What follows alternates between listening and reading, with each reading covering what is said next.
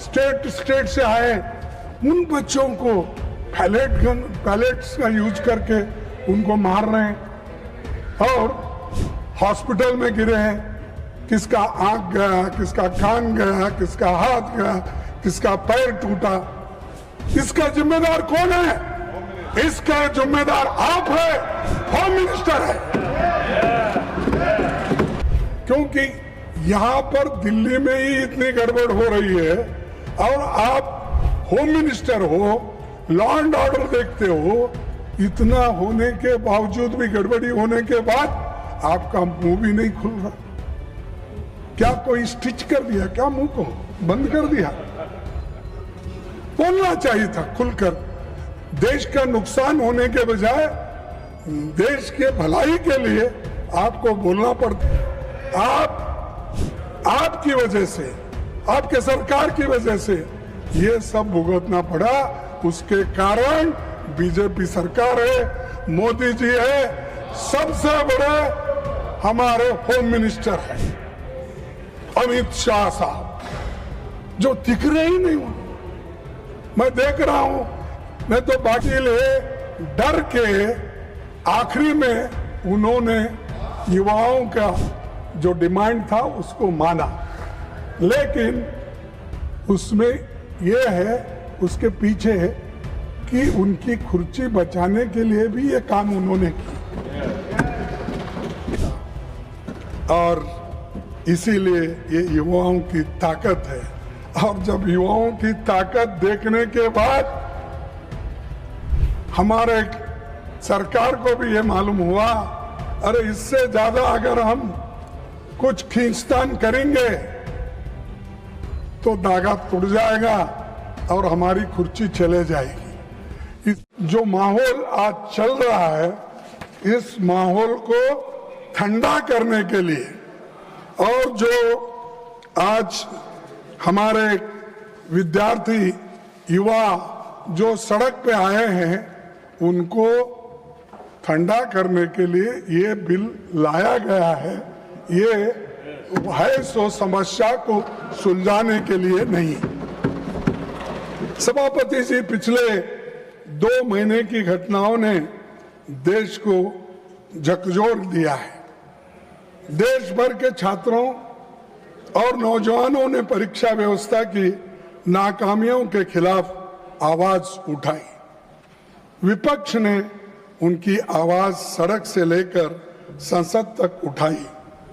बढ़ते जनदबाव के आगे सरकार को घुटने टेकने पड़े।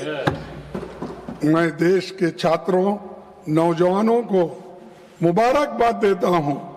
उनका संघर्ष रंग लाया और सरकार को झुकना पड़ा और प्रधानमंत्री को, प्रधान को हटाना पड़ा।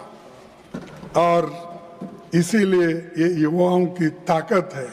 और जब युवाओं की ताकत देखने के बाद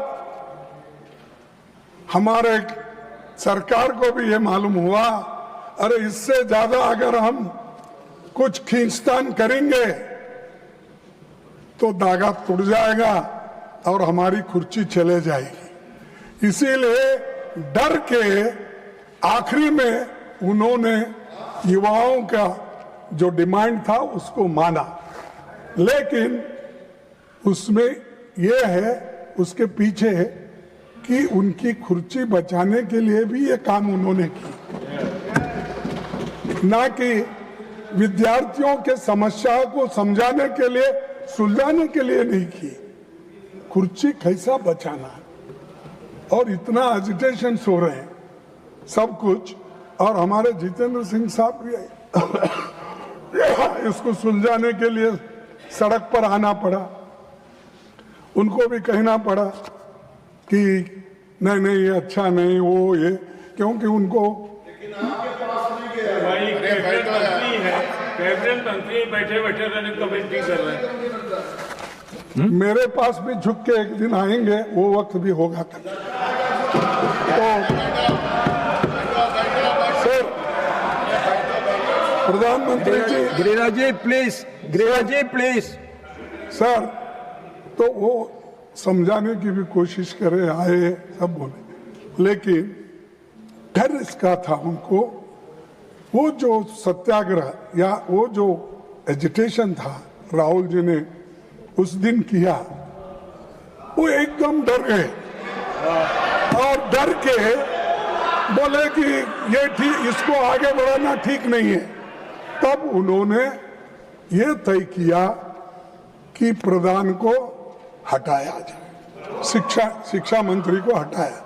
तब ये एक उनका अंदरूनी विचार है और आप किसी से भी पूछिए, वो दिल में उनके है लेकिन बाहर नहीं बोलते, क्योंकि मोदी जी अपने कुर्सी के लिए ये सब कुछ किए। ये कदम तभी उठाया जब छात्र पेपर लीक, परीक्षा की गड़बड़ियों और संस्थागत नाकामियों की बात कर रहे थे। तब सरकार ने उनकी बात सुनने की बजाय उनको अराजक कहा और हर सवाल को राजनीति से जुड़ा बताकर खारिज कर दिया था। तो ये मैं क्यों कह रहा हूं साहब, जब विद्यार्थी पहले ये पूछे, महीनों से वो लोग वहाँ सड़कों पे बैठे और महीनों से एजिटेशन कर रहे थे, अपनी बात रख रहे थे, उस वक्त आप क्यों नहीं पूछे? उस वक्त उनके पास क्यों नहीं गए? उनके पास क्यों आप निगोशिएट नहीं करे? बाद में बुला के नड्डा साहब अपने चेंबर में बुला के समझाने के बजाय जिस दिन वो वहां बैठे थे उसके 2 दिन बाद या 3 दिन बाद अगर आप जाते तो ये समस्या नहीं होती, इतने लोग लाठी नहीं खाते थे, इतने लोग बर्बाद नहीं होते थे, इतने लोग बारिश में नहीं रहते थे। तो ये आपकी वजह से, आपके सरकार की वजह से ये सब भुगतना पड़ा। उसके कारण बीजेपी सरकार है, मोदी जी है, सबसे बड़े हमारे होम मिनिस्टर है अमित शाह साहब, जो दिख रहे ही नहीं। मैं देख रहा हूं, मैं तो बाकी के छोटे छोटे इश्यू में आके बार बार अपनी बात रखते हैं, हर तरफ घूमते हैं, तो किस तरफ क्यों नहीं घूम रहे मुझे मालूम नहीं। डरे हुए, हाँ, डरे हुए। तो ये प्रधानमंत्री भी मुंह नहीं खोल रहे और हमारे होम मिनिस्टर भी नहीं हो रहे, क्योंकि यहां पर दिल्ली में ही इतनी गड़बड़ हो रही है और आप होम मिनिस्टर हो, लॉ एंड ऑर्डर देखते हो, इतना होने के बावजूद भी, गड़बड़ी होने के बाद आपका मुंह भी नहीं खुल रहा। क्या कोई स्टिच कर दिया क्या? मुंह को बंद कर दिया? बोलना चाहिए था खुलकर। देश का नुकसान होने के बजाय देश के भलाई के लिए आपको बोलना पड़ता है, मुंह खोलना पड़ता है, कभी इंसल्ट भी सहन करना पड़ता है। आप करना पड़ता नहीं, मैं नहीं आऊंगा, मैं नहीं बोलूंगा। अगर आप ऐसा बोलेंगे तो जो सबक स्टूडेंट्स ने तुमको सिखाया है उससे डबल सारे विद्यार्थी और युवक मिलके एक दिन फिर आपको वो सबक सिखाएंगे। सर, 20 जुलाई 2026 को हजारों छात्र शांतिपूर्वक संसद की ओर मार्च कर रहे थे। वे संवाद चाहते थे, लेकिन उन्हें मिला लाठीचार्ज, आंसू gas, water cannons, pellet gun, current वाले बैरिकेड, मेट्रो लाठी में कीले रखकर और रेलवे स्टेशन भी बंद करे और मेट्रोस बंद करे और इंटरनेट बंद करे। ये सब ठप हो गया। ये सब आपने किया और इससे विद्यार्थी उचक गए, नागरिक भी बहुत इसमें गुस्से में रहे। तो इसीलिए उनको ये एजिटेशन करना पड़ा, लेकिन आप संभाल नहीं सके, शांति से उनसे बात नहीं कर सके। 100 से अधिक छात्र इस एजिटेशन में जो थे वो घायल हो गए और आईसीयू में वेंटिलेटर राम मनोहर लोहिया हॉस्पिटल में पड़े बहुत से, और कई बच्चों को आंखों में वो पैलेट के छर्रे लगे, आंख पे लगे, पीछे लगे। आप सब देखे हैं, सब टीवी में आप बहुत देखते रहते हैं, आप देखे हैं। लेकिन ये देखकर हमको तो शर्म आई, उनको शर्म आया क्या नहीं मुझे मालूम नहीं। जो मुझे शर्म आया, अरे मेरे विद्यार्थी जो गांव-गांव से आए, स्टेट से आए, उन बच्चों को पैलेट्स का यूज करके उनको मार रहे हैं और हॉस्पिटल में गिरे हैं। किसका आंख गया, किसका कान गया, किसका हाथ गया, किसका पैर टूटा। इसका जिम्मेदार कौन है? इसका जिम्मेदार आप है, होम मिनिस्टर है। आप बंद कमरे में रह के आप सुन रहे होंगे मेरी बात, लेकिन आप बंद कमरे में रह के बहुत दिन छुप नहीं सकते। एक दिन हम बाहर खींच कर आएंगे और जनता के सामने हम दिखाएंगे इनके लोगों में क्या है।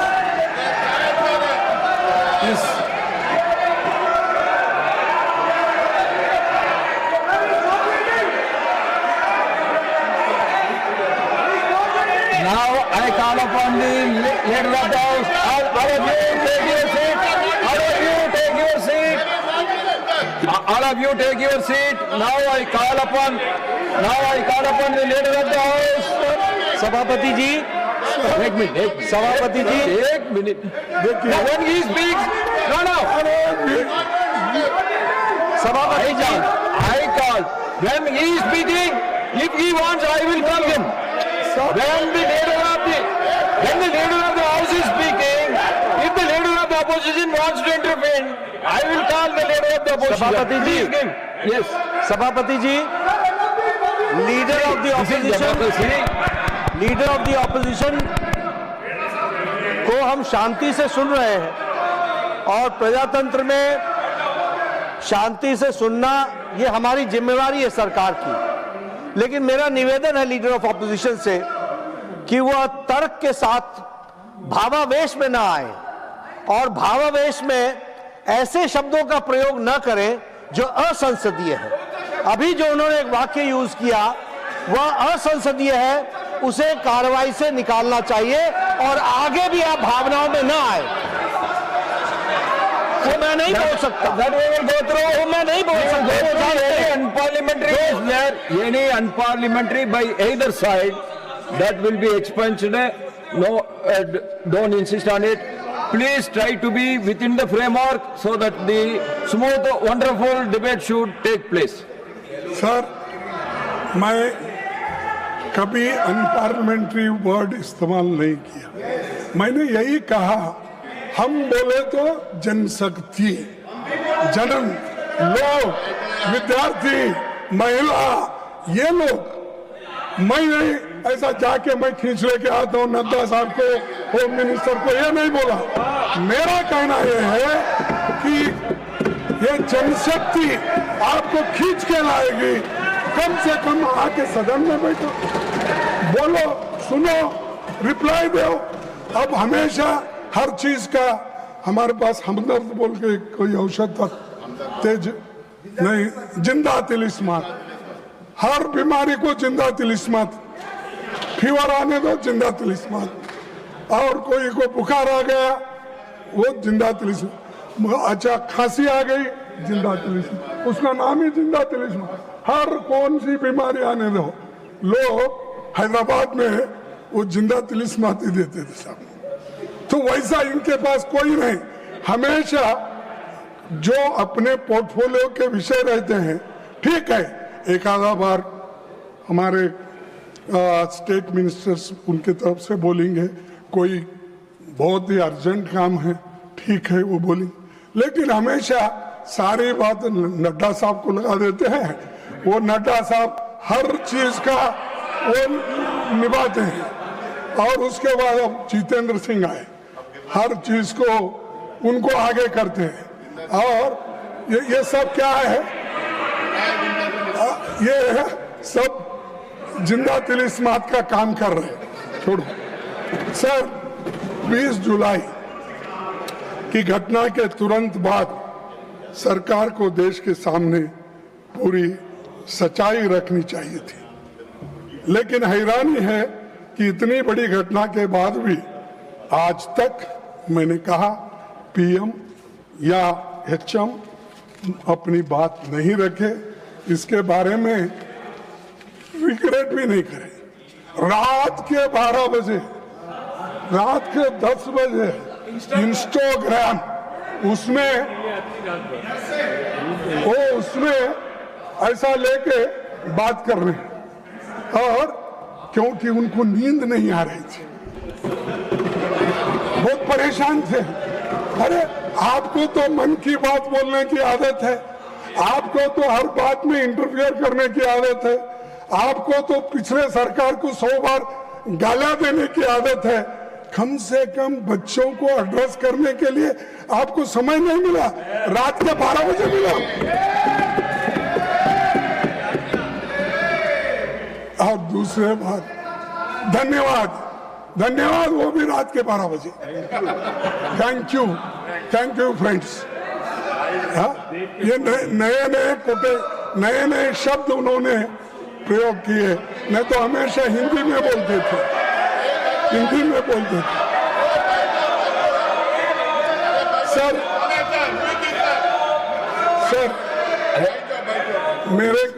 सर अरे कोई पार्लियामेंट्री नहीं है मेरा, क्यों दिखा रहे तुम? कुछ नहीं उसमें। सर मैं आपसे पूछना चाहता हूं, आपके माध्यम से उनको पूछना चाहता हूं, लाठी चार्ज कराने के लिए, आंसू गैस करने के लिए, छोड़ने के लिए पैलेट गन के इस्तेमाल का आदेश किसने दिया? कौन लाठी चार्ज का आदेश दिया, आंसू गैस का दिया, और पैलेट गन का इस्तेमाल करने के लिए आदेश कौन दिया? न आप स्टेटमेंट दे सकते थे, लेकिन आप नहीं, क्योंकि आप होम मिनिस्टर को हिफाजत करना चाहते हैं, लेकिन बहुत दिन हिफाजत नहीं कर सकते। नहीं होता साहब, अगर आदमी झूठ बोलता है तो एक बार उसका बाहर निकलना पड़ेगा बंटवाल। तो इसीलिए आपके लोग आए, सादे कपड़ों में छात्रों को पीटने वाले लोग कौन थे? दिल्ली पुलिस किसके अधीन है? सीआरपीएफ एंड रैपिड फोर्स किसके आदेश पर काम करता है? इस पूरे घटनाक्रम का सर्वोच्च सूत्रधार कौन थे? कौन थे? अच्छा, मुझे मालूम नहीं। देश इन सवालों का जवाब चाहता है। अगर गृह मंत्री इनके जवाब नहीं दे सकते तो उन्हें इस्तीफा देना चाहिए। इन सवालों का जवाब अगर उनके पास नहीं है, अगर वो सफाई नहीं दे सकते यहाँ आकर, वो सदन में आके ही देना, मैं बाहर पूछ रहा हूँ थोड़ी, तो आना और वो देना चाहिए। और खासकर इस कारणों के लिए, इस वजह से वो जिम्मेदार है, उनको इस्तीफा देना चाहिए और प्रधानमंत्री उनको पूछना चाहिए। लेकिन प्रधानमंत्री की हिम्मत होती है या नहीं मुझे मालूम नहीं, लेकिन ये उसके जिम्मेदार है। जो चीजें मैं आपके सामने रखा, अगर वे इस्तीफा नहीं देते तो प्रधानमंत्री को उन्हें पद से हटाया जाना चाहिए और दूसरे बर्खास्त करना चाहिए। यह सिर्फ दिल्ली का मामला नहीं है, बिहार, उत्तर प्रदेश, आसाम में छात्रों पर हुई बर्बरता पर भी केंद्र सरकार चुप क्यों है? बिहार में, बंगाल में, बिहार में AK-47 का इस्तेमाल जिस पर हुआ तो आतंकवादी नहीं छात्र था। छात्रों पर दमन हुआ, उनको जेल भेजा गया, एफआईआर हुआ, पर किसी की जवाबदेही तय नहीं हुई। क्या सरकार को बच्चों पर हुई इस बर्बरता को लेकर जरा भी पछतावा नहीं है, जरा भी शर्म नहीं है? और मैं ये पूछना चाहता हूँ कि ये जो काम हुआ, जिस तरह शिक्षा मंत्री जी इस्तीफे के बाद संसद के परिसर में बहुत पहुंचे, तो सत्ता पक्ष ने उनका जैसा स्वागत किया कि कारगिल युद्ध में जीत के आए जैसा उनकी स्वागत। हाँ, और उससे ये संशय संदेश क्या है कि आप नाकामियों का भी उत्सव मनाते हो। आप नहीं मानते, नड्डा साहब, दिल से आप नहीं मानते, क्या मानते हैं? इस सदन के मुख्य तौर पर जो मंत्री राजीनामा दिया, जिसके खिलाफ ये सब चार्जेस थे, क्या वो ऐसा अपना क्या बोलते हो, हाँ, वो सब मुकुट पहन के शाल डाल लेके हंसते हुए, अरे तुम तो नाराजगी व्यक्त करना क्योंकि मैंने ऐसी गलती की, बच्चों को मारने पीटने लगाया, तो इसलिए ये ऐसी हालत मेरी हो गई। ये पश्चाताप करने के बजाय आपने जो ये अपना जलसा मना रहे। और दूसरी बात, सबसे बड़ा सवाल आज भी वही है। जब जंतर मंतर पर 1 महीने से ज्यादा समय तक शांतिपूर्ण आंदोलन चल रहा था, तब सरकार ने संवाद का रास्ता क्यों नहीं चुना? एक मंत्री के इस्तीफे के शिक्षा व्यवस्था नहीं बदल दी, यानी एक मंत्री को इस्तीफा देता है, उससे पूरे व्यवस्था, शिक्षा की व्यवस्था बदलती, ऐसा मैं तो नहीं मानता। क्योंकि वो एक कारण, लेकिन इसको अगर आपकी सिस्टम वही रहेगी, आपका प्रयास वही रहेगा, तो निश्चित रूप से आप इसको सुधार नहीं सकेंगे।